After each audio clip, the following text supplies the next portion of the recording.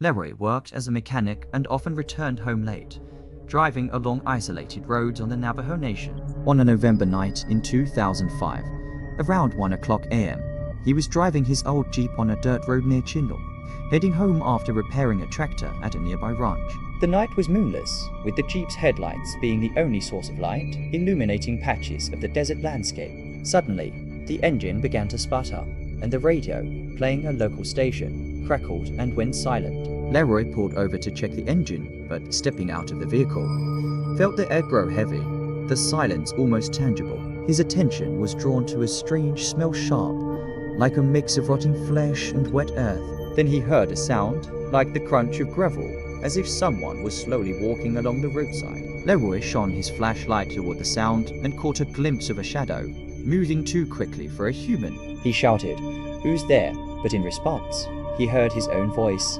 distorted and raspy, echoing his words with a mocking tone. His heart pounded as he recalled his grandfather's stories about Skinwalkers, entities that mimic voices to lure their victims. He quickly returned to the Jeep, but when he tried to start the engine, it wouldn't respond. At that moment, a figure emerged from the darkness, about 20 meters from the Jeep. It was tall, with an unnaturally long neck and arms bent at odd angles. Its skin appeared wet and glistened in the headlights, and its eyes, two dull orange embers, did not blink. The figure leaned forward, as if studying Leroy, and began moving toward the vehicle.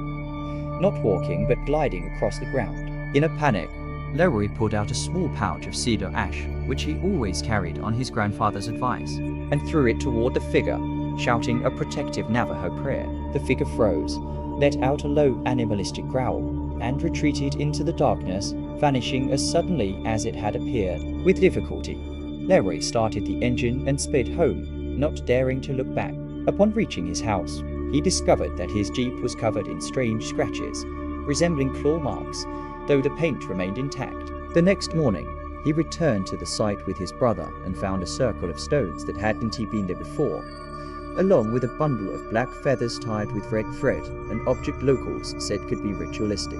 A shaman who inspected the Jeep and the site said Leroy had attracted a skinwalker, possibly by inadvertently crossing a sacred place. For weeks after the incident, Leroy suffered from nightmares in which the same figure stood outside his home, whispering his name. He began avoiding nighttime drives and sought regular cleansing rituals from the shaman.